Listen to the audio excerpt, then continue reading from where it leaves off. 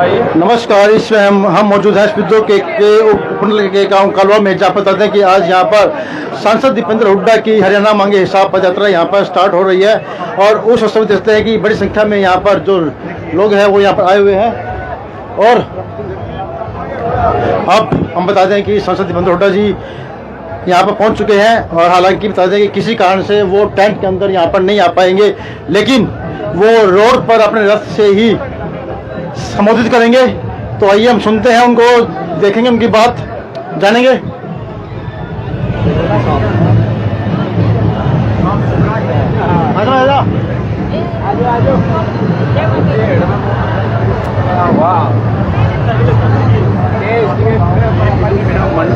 तो हम आपको दिखा रहे हैं कि स्पिद्दो के गांव कालवा से पिल्लोहेड़ा मंडी तक यहाँ से पद यात्रा यहाँ पर निकाली जाएगी।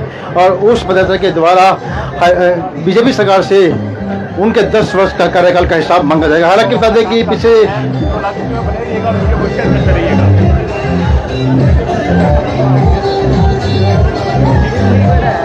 देखते हैं कि एक कार्यकर्ता और लोगों का बड़ा हजूम यहाँ पर दिखाई दे रहा है।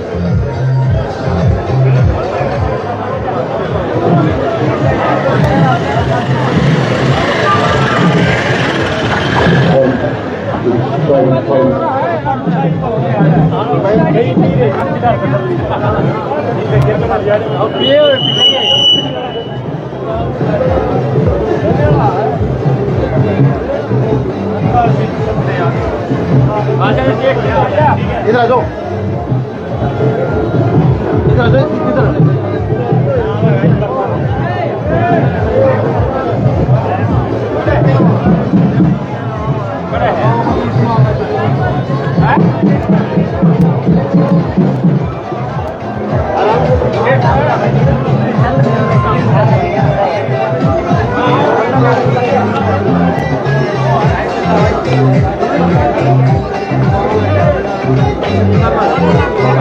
तो आप देखें लाए तस्वीर स्पिद्दो के काला गांव से, जहाँ पर बता दें कि दीपेंद्र हुड्डा जी यहाँ पर पहुँच चुके हैं। और कुछ ही देर में आपके सम्मुख यहाँ पर उपस्थित होंगे और वो अपनी जनसभा यहीं से अपने रथ से ही यहाँ पर लाइव करेंगे।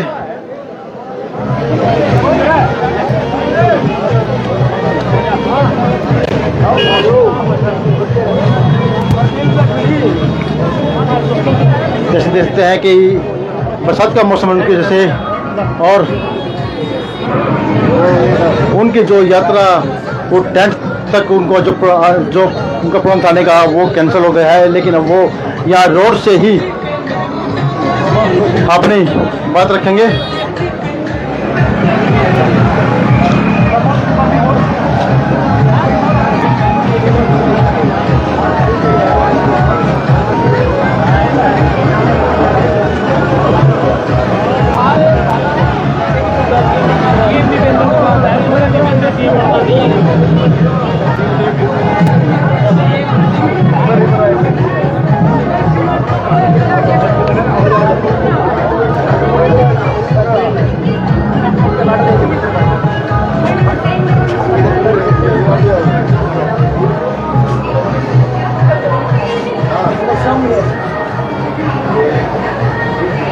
तो जैसे कि देखते हैं लाइव के अंदर भीड़ ज़्यादा होने की वजह से हम एक मकान की छत पर जा करके आपको थोड़े के अंदर दिखाएंगे पूरी लाइव तस्वीरें।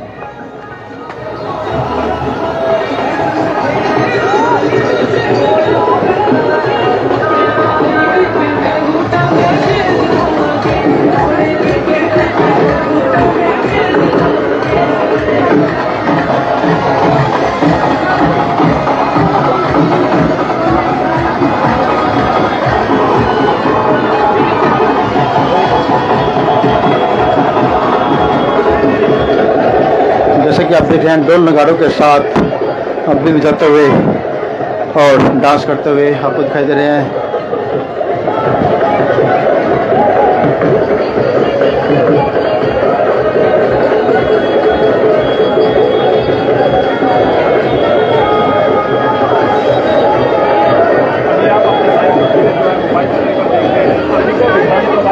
तो हम आपको दिखा रहे हैं काला गांव से, जहाँ से आप देखते हैं कि आज यहाँ पर सांसद दीपेंद्र हुड्डा की कि हरियाणा मंगे साहब मांगते हुए नजर आ रहे हैं। आप लाइव तस्वीरों में देख रहे हैं कि किस तरह से जो आप जन समूह देख सकते हैं और कालवा गांव से पीलूखेड़ा मंडी तक जो इनका आगाज था कि पैदल यात्रा करेंगे और लगभग 35 से 36 विधानसभाओं में जो है वो यात्रा कर चुके हैं सांसद दीपेंद्र सिंह हुड्डा। और किस तरह से लोगों का किस तरह से एक बदलाव की जो है वो स्थिति दिखाई पड़ रही है। सामने पंडाल आप देख सकते हैं और उस पंडाल के अंदर जो है काफी लोग जो हल्के से यहाँ पर पहुंचे, हाथों में तख्तियां हैं और हरियाणा मांगे हिसाब की तख्तियां आप तस्वीरों में देख सकते हैं।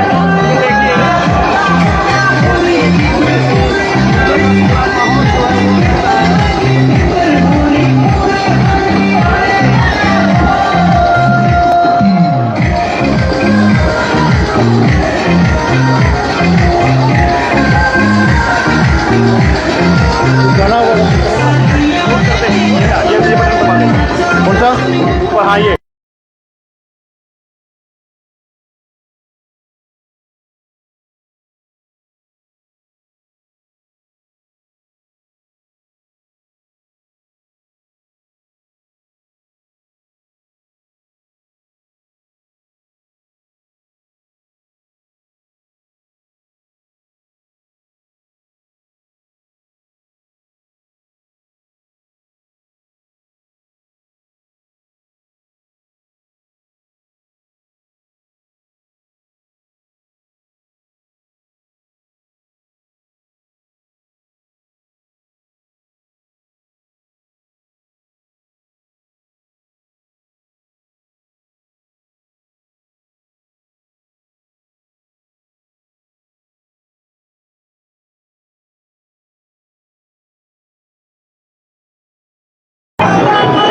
बरसात का मौसम होने के बावजूद देखते हैं कि बड़ी संख्या में लोग यहाँ इस यात्रा में पहुंचे हैं और किसी भी जगह से हरियाणा मंगे साहब यात्रा के द्वारा उनसे उनके 10 वर्ष तक के कार्यकाल का हिसाब यहाँ पर मांगा जा रहा है। तो कुछ ही देर में दीपेंद्र हुड्डा जी यहाँ पहुंचने वाले हैं और वो अपनी बात यहाँ पर रखेंगे कि किन किन बातों को यहाँ पर रख रहे हैं और किन किन बातों को वहाँ पर उनके द्वारा हिसाब मांगा जा रहा है। हेलो,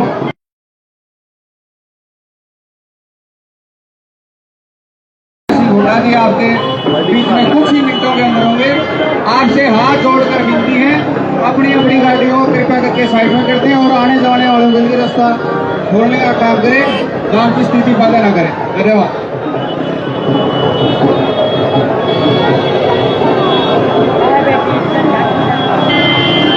आप सभी साथियों को सूचित किया जाता है कि हेलो, लोकप्रिय नेता दीपेंद्र सिंह हुड्डा जी आपके बीच में कुछ ही मिनटों के अंदर पहुंच रहे हैं। आपसे हाथ जोड़कर विनती जिस रोड के कृपया करके साइड में काम करें।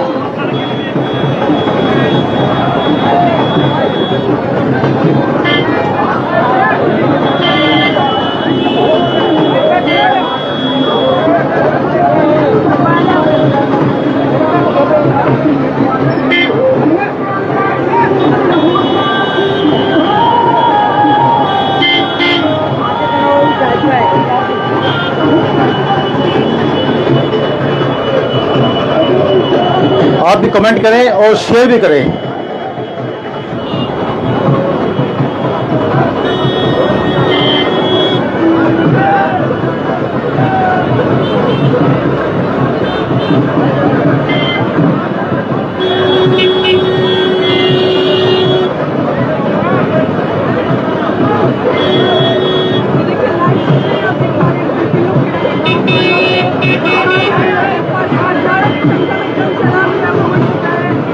आप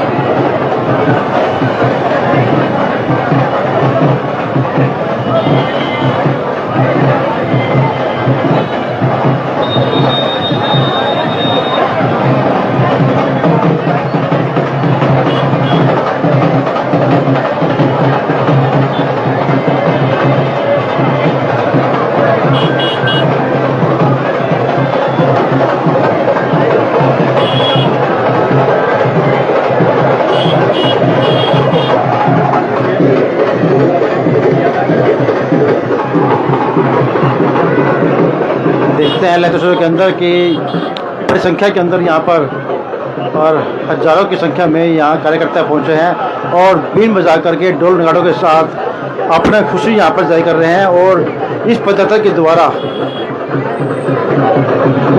हिसाब बीजेपी की सरकार से यहाँ पर मांगा जा रहा है।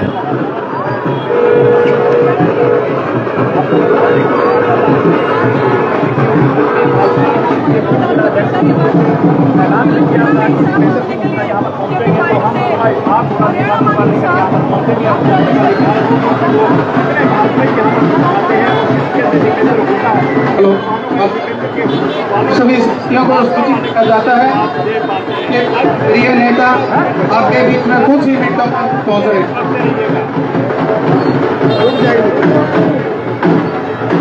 अभी कुछ मिनट कह रहे हैं, अभी कुछ मिनटों में कह रहे हैं। ये जो नहीं हो सकता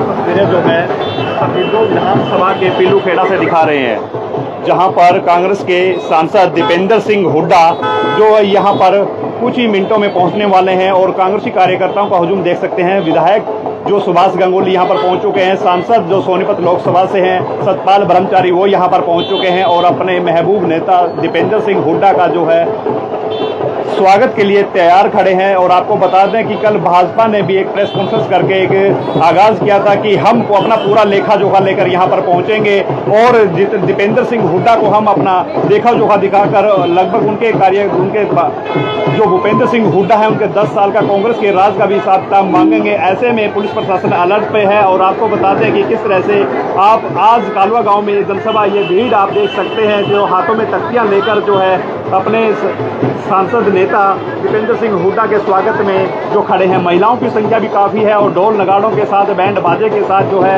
अपने नेता का स्वागत अभिनंदन करने के लिए सड़क पर जो है पूरी तरह से जाम हो चुकी है। तमाम तस्वीरें आप देख सकते हैं। पंडाल लगाया था, हालांकि पंडाल के बाद जो है वो सड़क से ही जो है पैदल यात्रा होगी और जो कि सफीदो पीलूखेड़ा मंडी के रेलवे फाटक तक ये पैदल यात्रा जाएगी। और उस यात्रा के बाद जो है वो कहीं ना कहीं एक बड़ा आगाज सफीदो विधानसभा में हो चुका है। लाइव तस्वीर में बने रहिएगा और इस वीडियो को, इस खबर को शेयर करते रहिए।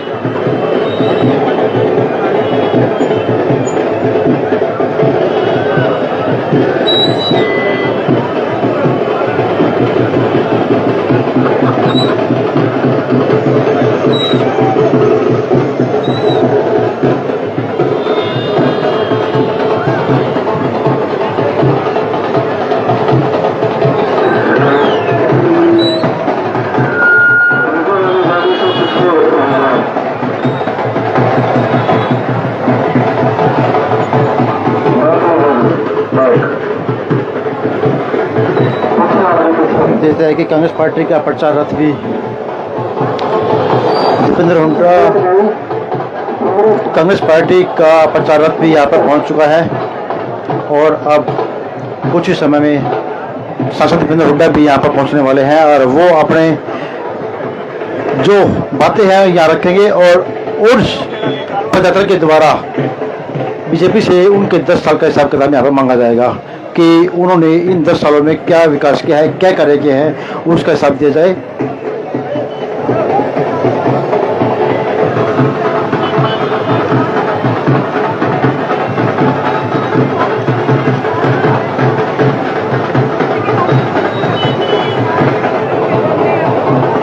देखते हैं कि कांग्रेस पार्टी का जो प्रचार रथ है वो यहाँ पहुंचा है और उसके ऊपर जो कांग्रेस का बनने पर जनहित में जो सुविधा दी जाएगी उनके भी यहाँ पर उन्होंने अपनी बातें यहाँ पर इस रथ के ऊपर लिखी हुई है कि किसानों को MSP की गारंटी दी जाएगी, घरेलू गैस 500 रुपये प्रति सिलेंडर दिया जाएगा, 300 यूनिट तक की बिजली मुफ्त दी जाएगी।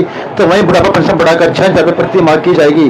तो खिलाड़ियों के लिए पदक लाभ पद पाओ की नीति फिर से लागू की जाएगी। तो वहीं पुरानी पेंशन OPS जिस जो कि बड़े लंबे समय से डिमांड रही है उसकी वो भी बहाल किया जाएगा और 2 लाख खाली पदों पर सरकारी नौकरी दी जाएगी।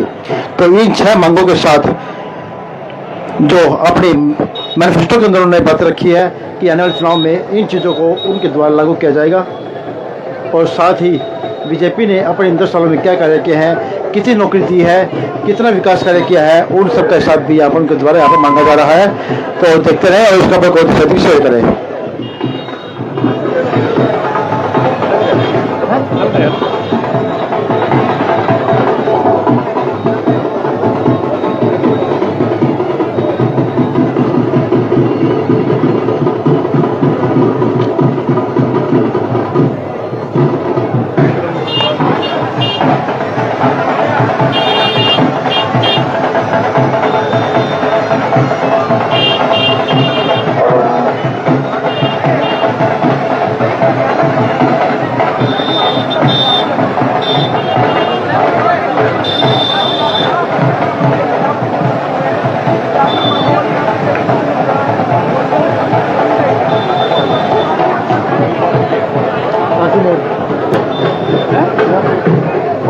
पालू आपको बता दें कि बड़ौदा विधानसभा से विधायक इंदू राज नरवाल और पालू वो यहाँ पर पहुँच चुके हैं। किस तरह से देखिए इस्तकबाल अभिनंदन करते हुए कार्यकर्ताओं से मिलते हुए नजर आ रहे हैं। लाइव तस्वीर में बने रहिएगा। इंदू राज नरवाल बड़ौदा विधानसभा से कांग्रेस के विधायक हैं, वो यहाँ पर पहुँच चुके हैं और लाइव तस्वीर में आप देख सकते हैं। ये देखिए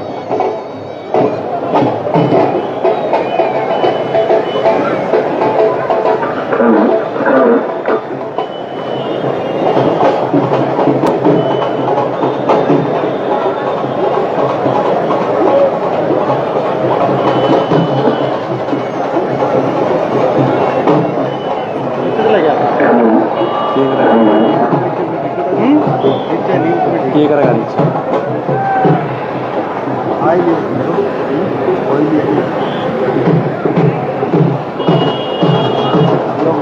यही बोलेंगे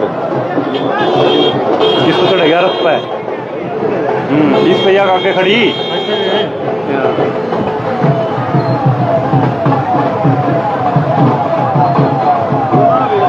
विधायक इंदू राज नरवाल और भालू यहाँ पर पहुँच चुके हैं और आप तमाम किस तरह से जोश और उत्साह देख सकते हैं कि किस तरह से कांग्रेसी कार्यकर्ताओं में काफ़ी जोश और उत्साह दिख रहा है। लेकिन कहीं न कहीं जैसे हरियाणा मांगे हिसाब को लेकर लगभग 35-36 विधानसभाओं में जो है वो अपनी यह पद यात्रा कर चुके हैं। लगभग 1.5 किलोमीटर तक की ये यात्रा उनकी रहेगी। कालवा गांव से लेकर पिल्लू खेड़ा के रेलवे फाटक तक ये यात्रा जाएगी और आप तस्वीर में देख सकते हैं कि देखिए किस तरह से उत्साह और जोश जो है वो कार्यकर्ताओं में दिखाई पड़ रहा है। और फिलहाल दीपेंद्र सिंह हुड्डा यहाँ पर पहुँच चुके हैं।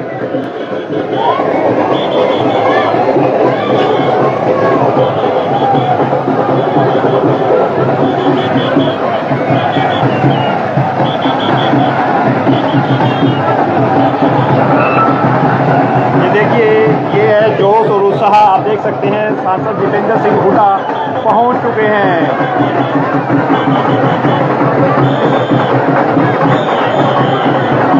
जैसे कि आगाज़ हुआ था कि पैदल यात्रा करेंगे और यात्रा का आप नज़ारा देख सकते हैं। ये देखिए किस तरह से नाचते हुए, झूमते हुए, डांस करते हुए, ये देखिए किस तरह से हाथों में टक्कियाँ हैं। अपने अपने नेता चाहे दिनेश गड़ोली की बात हो, सुभाष गंगोली की बात हो, लगातार आप देख सकते हैं। ये देखिए हरियाणा में जो बीजेपी सरकार से साथ मांगने के लिए यहाँ पर पहुँचे हैं और कार्यकर्ताओं का जोश उत्साह देख सकते हैं।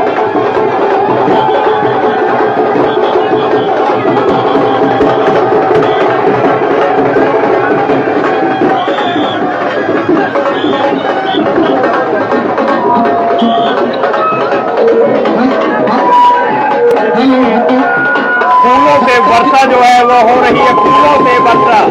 आप लाइव तस्वीरों में देख सकते हैं किस तरह से फूलों से वर्षा जो है वो हो रही है। साथ में सभी तो विधायक सुभाष गंगोली, सोनीपत लोकसभा से सांसद सतपाल कर्मचारी, ये देखिए किस तरह से फूलों से वर्षा और लगातार जो है ये पैदल यात्रा का आगाज था और यहाँ पर अपने कार्यकर्ताओं को संबोधित करेंगे।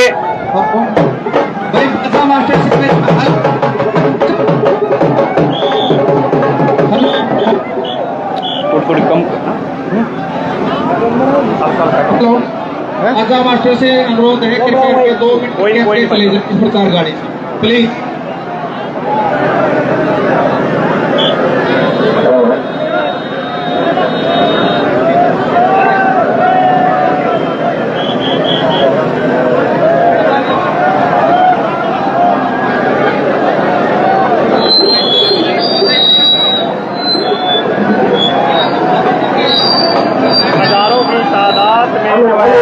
हजारों की तादाद में कार्यकर्ता यहाँ पर पहुंच चुके हैं और देखिए पूरा रोड जो है चारों तरफ जहां तक भी नजरें दौड़ाएं वहां तक ही कांग्रेस पार्टी की तख्तियां हाथों में लिए, झंडे लिए जो है वो लगातार इस जगह पर पहुंच चुके हैं और पूरा पंडाल जो है वो लगाया गया था। अभी यहाँ पर कार्यकर्ताओं को संबोधित करेंगे, तो लाइव जुड़े रहिएगा और वीडियो को शेयर करते रहिएगा। ये देखिए दीपेंद्र सिंह हुड्डा यहाँ पर पहुंच चुके हैं और जैसे कि आज सदुआ विधानसभा में पैदल यात्रा का जो आगाज हुआ था, हालांकि बीजेपी ने भी कहा था कि हम पूरा हिसाब किताब लेकर आएंगे, वो तो रेलवे फाटक पर पता चलेगा, लेकिन फिलहाल यहाँ पर कालवा गांव में बहुत बड़ा हुजूम है और लाइव तस्वीर में बने रहिएगा और वीडियो को शेयर करें।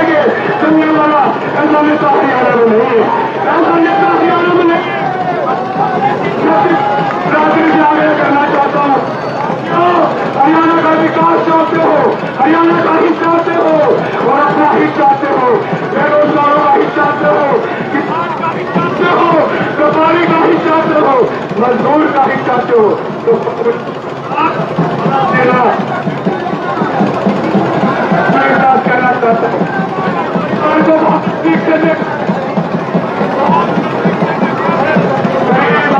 कोई बात करता है तो बाकी तो हाईकमान को आप करके राहुल गांधी जी को हरियाणा को दिया तो प्रत्येक विधानसभा में प्रत्येक गांव में कांग्रेस के लिए कांग्रेस की सरकार के लिए मैं आपके तरफ से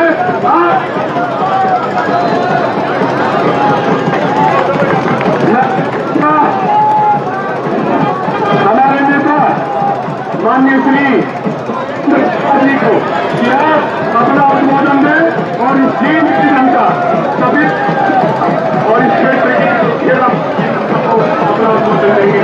धन्यवाद।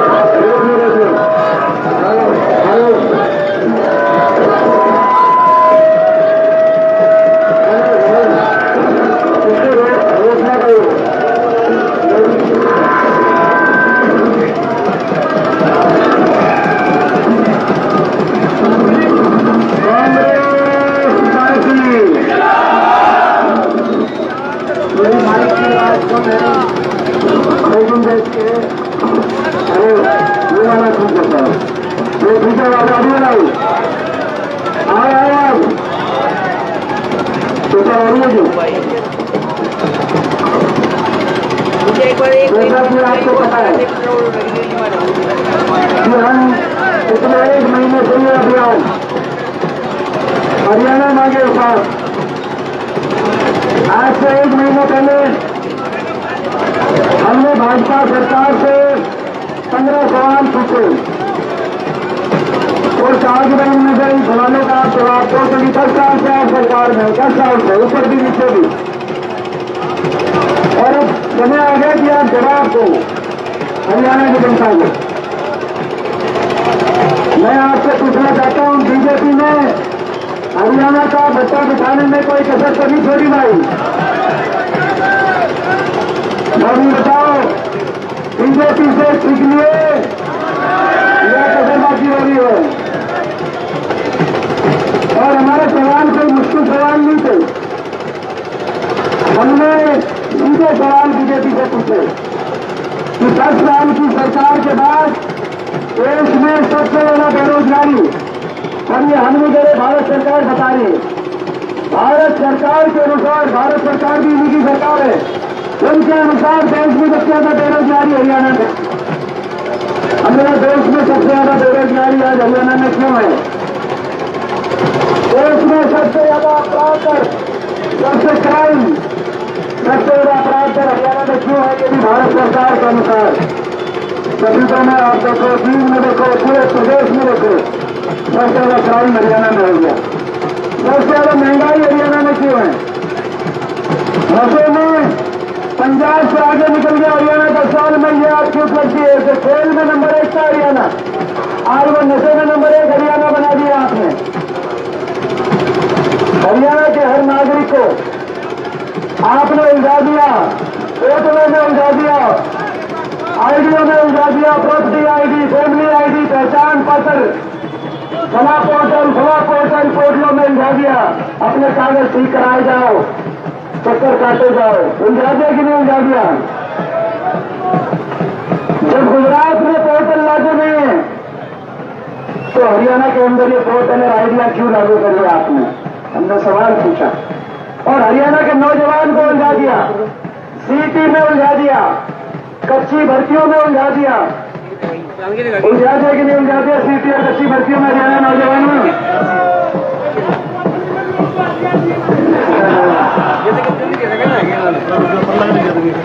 एक बात हो, ये आगे जो अपनी तख्ती ऊपर कर रहे हैं, मैंने देख ली तख्ती नीचे कर लो भाई, क्योंकि आपस में जब ये बाद में पक्का बाद में जैसे टट्टी अपनी कर लेना, अभी टट्टी नीचे कर लो।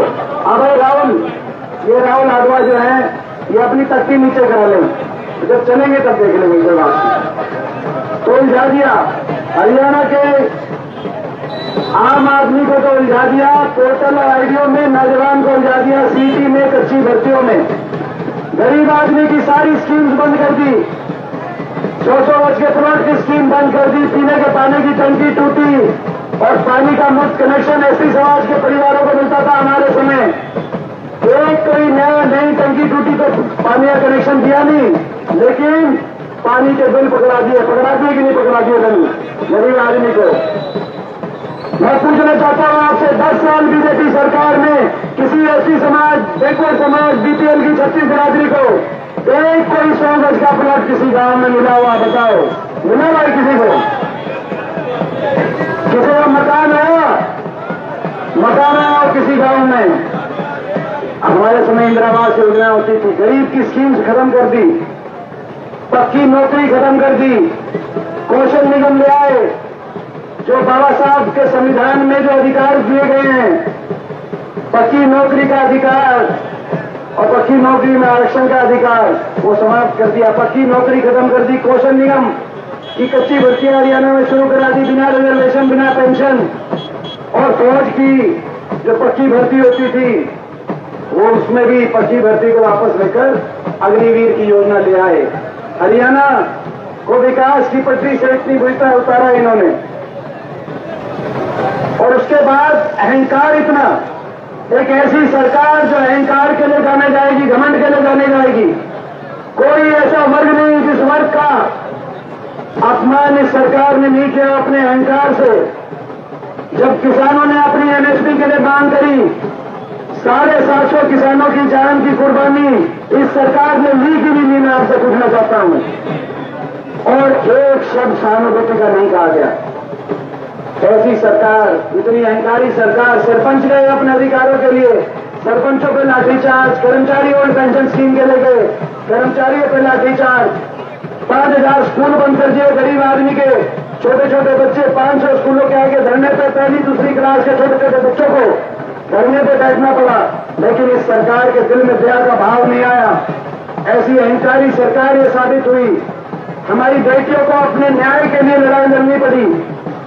हमारी खिलाड़ी बेटी, वो खिलाड़ी बेटियां जिन पर दुनिया में जिन्होंने हमारा नाम ऊंचा करने का काम किया है, 6 ओलंपिक विजेता बेटियां दिल्ली की जंतर मंतर की सड़कों पर अपने न्याय मांगती रही, 6 महीने तक धरने में बैठी रही। विनेश फोगाट, साक्षी मलिक, क्या कसूर था इनका? और दिल्ली की सड़कों पर उनको घसीटा गया। जब दुनिया के पहलवान तैयारी कर रहे थे ओलंपिक में मेडल लाने की, हमारी खिलाड़ी बेटियों को दिल्ली की सड़कों पर सरकार घसीटवा रही थी। जब मेडल आता है तो इनके पास फोन जाते हैं बड़े बड़े मंत्रियों के, मगर उस समय 6 महीने तक उनका फोन किसी ने नहीं उठाया। एयरपोर्ट दिल्ली पे जब पहुंचेंगे मेडल लेकर, तो एयरपोर्ट पे पूरी भारतीय जनता पार्टी का मंत्रिमंडल एयरपोर्ट पे पहुंच जाता है फोटो खिंचवाने के लिए। लेकिन जंतर मंतर उनके घर के बाहर बैठ के जब धरना दे रही थी, उनसे मिलने 6 महीने तक कोई नहीं गया। इतना अहंकार। हमने सवाल पूछा बीजेपी से, आज हरियाणा के साथ इतनी नाइंसाफी आपने करी और अभी नाइंसाफी चल रही है। आपने देखा इस बार बजट में, आपने देखा हरियाणा को 1 पैसा मिलना तो दूर की बात है। देश में सबसे कम बजट अगर मिला पूरे देश में, तो हरियाणा प्रदेश को मात्र 1%, केंद्र सरकार का 1%। हरियाणा से 7 रुपए केंद्र सरकार लेती है और मात्र 1 रुपए हरियाणा को वापस देती है। 7 रुपए लेकर 1 रुपए वापस। चलो बजट में हमें भूल जाओ, मगर खेल बजट में आपने देखा ओलंपिक में 6 मेडल आए, 6 में से 5 मेडल हरियाणा के आए कि नहीं आए, हम बधाई देते हैं। लेकिन जब खेलो इंडिया का बजट पिछले साल का आप देखो, 2200 करोड़ के बजट में हमें इस बात का दर्द नहीं है कि 2200 करोड़ में से 500 करोड़ अकेले गुजरात को देने का काम किया। लेकिन हरियाणा के बाटे देश में सबसे कम 60 करोड़ हरियाणा के 2200 करोड़ के बजट में सबसे कम खेल के बजट में कम से कम हरियाणा आखिरी पायदान पे नहीं होना चाहिए था। अहंकार और हरियाणा को इतनी दिल्ली में इतनी हरियाणा के साथ हरियाणा की इतनी बेकदरी करने वाली ये सरकार। और जो हम कहते हैं हमारा कसूर इतना है कि हम कहते हैं हिसाब दो। जब ये अभियान चला है कि हरियाणा हिसाब मांग रहा है, बीजेपी वाले हिसाब दो, तो बीजेपी के बड़े बड़े नेता दिल्ली से आ गए, बड़े बड़े नेता दिल्ली से आ गए और दिल्ली से आकर कहने लगे कि हिसाब नहीं देंगे, हम तो हिसाब लेने वाले हैं, हुड्डा साहब हमसे हिसाब मांग रहे हैं, हुड्डा साहब को हिसाब नहीं देंगे, हम हिसाब लेके रहेंगे। मैं कहना चाहता हूं बीजेपी वालों को, आपकी इतनी नाराजगी होगी पूरे प्रदेश में आपसे, और आपको पता चल गया जब सर्वे कराया और पता चला कि बीजेपी जा रही है हरियाणा से, इतनी नाराजगी हो गई, आपने अपने प्रदेश अध्यक्ष का चेहरा बदला कि नहीं बदला? प्रदेश अध्यक्ष का चेहरा, अपना उप मुख्यमंत्री बदला, अपना गठबंधन बदला, अपना मुख्यमंत्री का भी चेहरा बदल दिया कि नहीं बदल दिया इलेक्शन से पहले?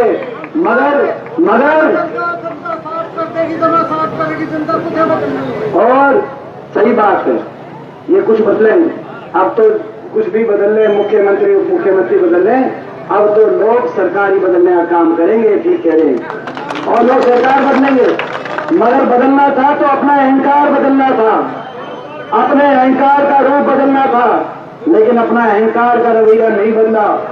और यह देखा होगा आपने, अहंकार आपने देखा होगा, अभी जब चुनाव हुए तो इतना अहंकार सातवें आसमान पे कहने लगे कि 400 पार, क्योंकि बाबा साहब के संविधान को हम बदलने का काम करेंगे। और जब लोगों ने उस अहंकार की हवा निकाल दी 240 पे रुक गए, और दिल्ली में हमारे सांसद गए और हर सांसद ने शपथ के बाद कहा जय संविधान। बीजेपी वालों को बड़ी तकलीफ हुई। आपने देखा होगा लोकसभा के अंदर कौन लोकसभा देखता है, बीच में आसन से टिप्पणी आई माननीय हमारे स्पीकर साहब की ओर से कि जय संविधान नारे की कोई आवश्यकता नहीं है। और जब पूरे सदन में 500-550 सांसदों के बीच में मैंने खड़े होकर अकेले ने कहा कि जय संविधान नारे पे कोई आपत्ति नहीं होनी चाहिए, देश जय संविधान से चलता है, तो मेरे को क्या कहा आपने सुना होगा, जब मैं अकेला खड़ा हुआ कि जय संविधान तो नारा यहाँ पे गूंजेगा, तो मेरे को कहा, क्या कहा, बैठ जाओ, ये कहना बैठ जाओ। बीजेपी वालों को कहना चाहते हैं, मैं बीजेपी वालों को बताना चाहता हूँ, मेरे को तो आप कह सकते हो बैठ जाओ, लेकिन जय संविधान नारे की गूंज को बैठने नहीं देंगे। देश के कोने कोने में नारे गूंज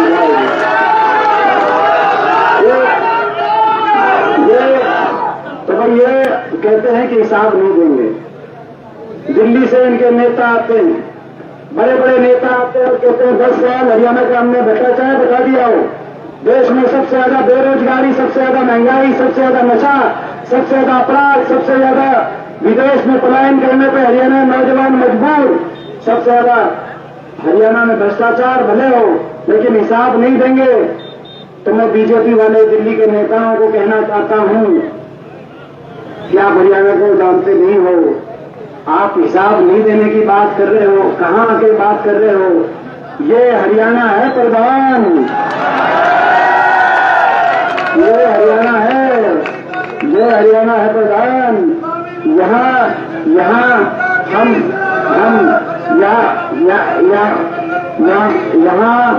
हरियाणा में हरियाणा का आदमी सीधा हो सकता है, हरियाणा का आदमी ईमानदार हो सकता है, शरीफ हो सकते हैं।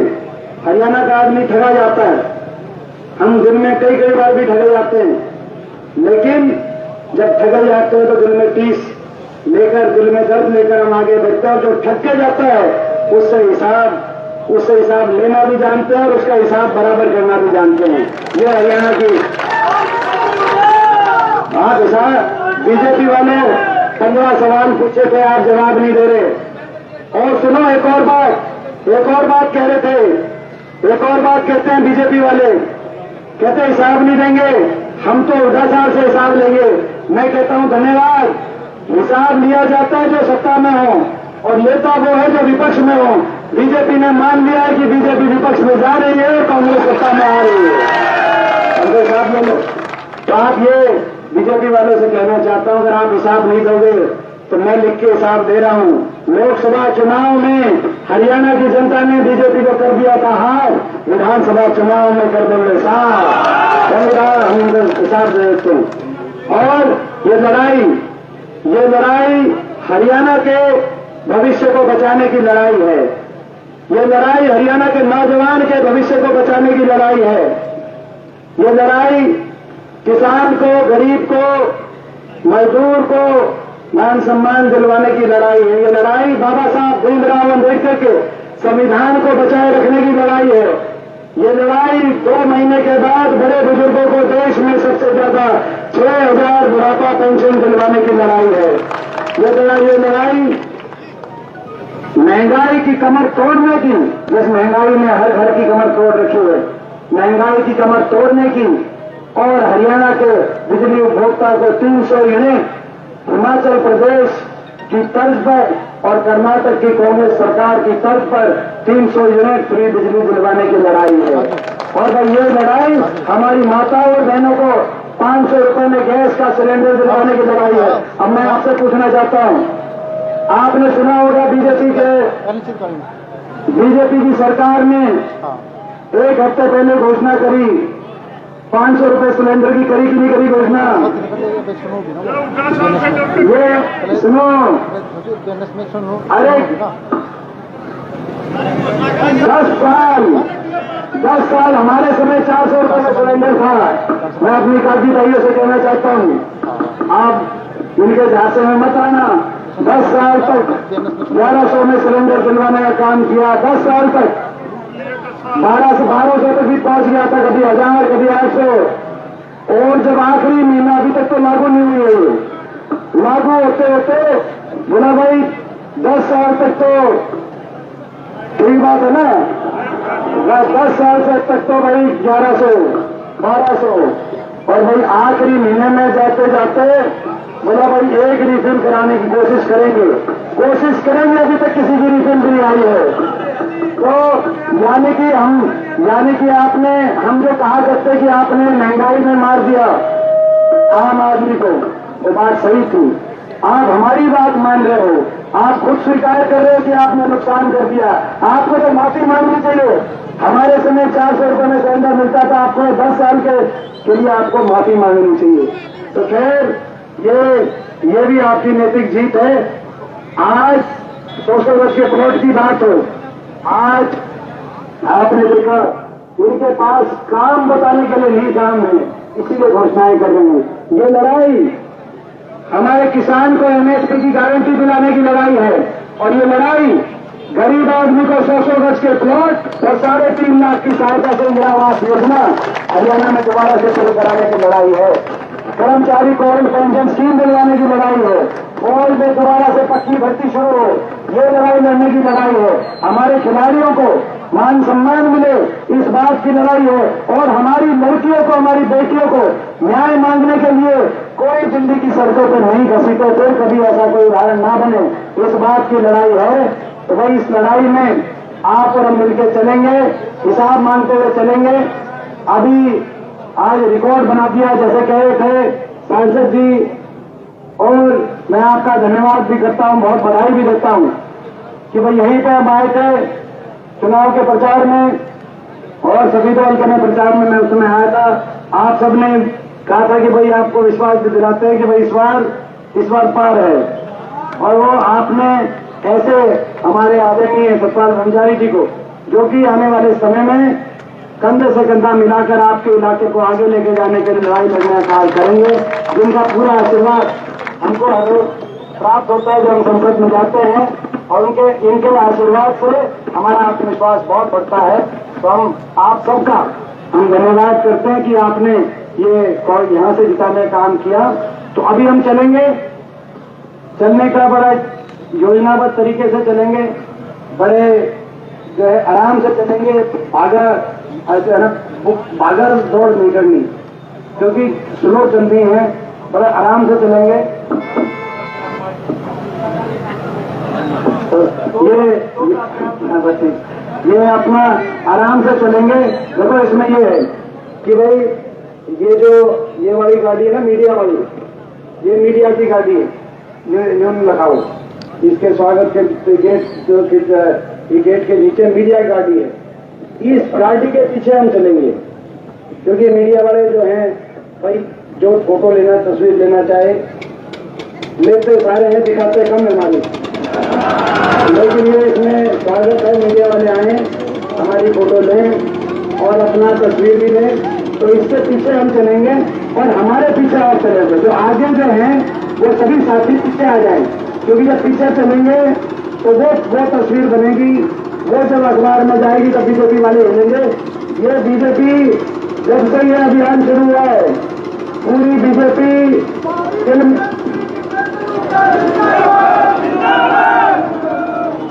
जब से अभियान शुरू हुआ है, पूरी बीजेपी तिलमिलाई हुई है कि नहीं तिलमिलाई हुई है? सब में डालिए होंगे। तो ये क्योंकि हम सच्चाई के सवाल पूछ रहे हैं, ईमानदारी के सवाल पूछ रहे हैं, जिनका जवाब इनके पास नहीं है। तो ये लड़ाई लड़नी है और इस लड़ाई में एक कदम आगे बढ़ाएंगे। मुझे पता चला कि यहाँ पे बड़ी बारिश भी हुई है, अब तो कल नाइट भी होगा,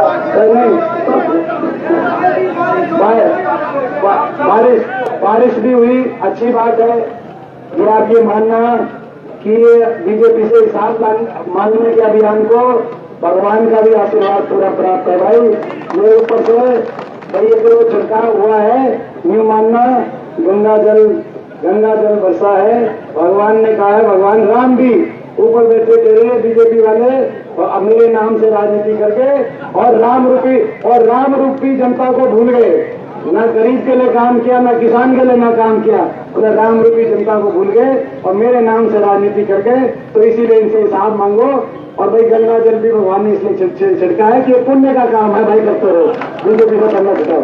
तो अभी चलेंगे, अभी नाथ भी जीते, सारे धाम जहां भगवान के धाम हैं वहां कांग्रेस जीत के आई है। और भाई मैं माननीय हमारे सांसद साहब के सामने कहना चाहता हूं, सुभाष देशवाल को जिताओ, फिर चेक बुक यही मिल जाएगी और आप मुख्यमंत्री होंगे और ये भी मंत्री होगा। मैं आपसे रिपोर्ट बहुत बात। तो अब यहाँ से चलेंगे भाई। अच्छा एक बात बताओ, अब कौन कौन पूरा चलेगा भाई? बताओ भाई। देखो हमारी काकी ताई सारी हाथ आ रही है टोटली। अच्छा एक और बात रही, ये बहुत अच्छी है। मैं अपने गांव का धन्यवाद करता हूं, क्योंकि एक बात बताई गई कि टिटोली, बताई क्या गई मेरे को तो पता बचपन से कि भाई टिटोली गांव और अपना एक गांव है। मैं इसीलिए धन्यवाद करता हूं कि जब इतिहास लिखा जाएगा और इस चुनाव का वर्णन होगा, इस लोकसभा चुनाव में ये सही बात है कि देश में सबसे ज्यादा, देश में 28 प्रदेशों में कांग्रेस पार्टी की और विपक्ष की सबसे ज्यादा मत प्रतिशत, अगर कहीं किसी प्रदेश में सबसे ज्यादा वोट परसेंटेज आई, वोट प्रतिशत आई, तो दक्षिण के तमिलनाडु, केरल, कर्नाटक में नहीं, तो हरियाणा में सबसे ज्यादा मत प्रतिशत विपक्ष को मिली। और हरियाणा में सबसे ज्यादा मत प्रतिशत कहीं मिली तो रोहतक लोकसभा में मिली कि नहीं मिली? देश में मत प्रतिशत में दूसरी सबसे बड़ी जीत रोहतक के अंदर हुई। देश में दूसरी, छोटा सा प्रदेश है लेकिन दूसरी बड़ी जीत होना बड़ी बात है। और रोहतक में मत प्रतिशत की कहीं बात आई तो टिटोली गांव का नाम नंबर 1 से पाया गया। तो मैं उसका धन्यवाद, तो भाई मैं धन्यवाद इस बात का आपको भी धन्यवाद कर दूंगा। भाईचारे में धन्यवाद करेंगे तो मेरे नंबर कम हो जाएंगे, मैं बताऊंगा आपको। तो इस बात का मैंने, वैसे तो सभी भाई आपने देखा कि हर गांव से, हर शहर से हम जीते, हर गांव, हर शहर, 36 बिरादरी में हर बूथ से हम जीते वहां। लेकिन टिटोली गांव में, क्योंकि सांगी गांव से भी टिटोली गांव कहीं ना कहीं, तो ये मैं यहाँ पे धन्यवाद करना मैंने अपना फर्ज माना। तो भाई आपके लिए हमेशा जो है, हमेशा आपके आशीर्वाद के लिए इस विश्वास को हम हमेशा बनाए रखेंगे। अब सिस्टम से चलेंगे, जल्दी कोई भागना नहीं भाई, क्योंकि भागोगे तो भाई देखो कई जो बड़े बुजुर्ग है ना, बड़े आराम से चलेंगे, कोई जल्दी नहीं। तो अब हम यहाँ पे पहुंचेंगे जहाँ ये जो वैन है मीडिया वाली, आप इसके पीछे हो लेना, सारे पीछे हो लेना और सिस्टम से आराम से चलेंगे, कोई जल्दी नहीं। आओ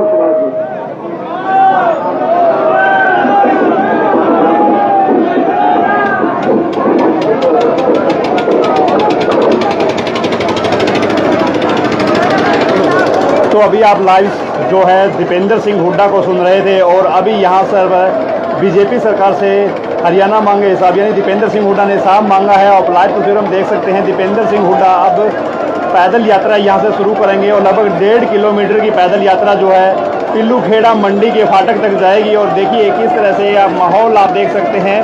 और अभी जो है अब पूरा जो सिस्टम जो है वो बन चुका है और पूरे अच्छे तरीके से जो है वो देखिए, ये देखिए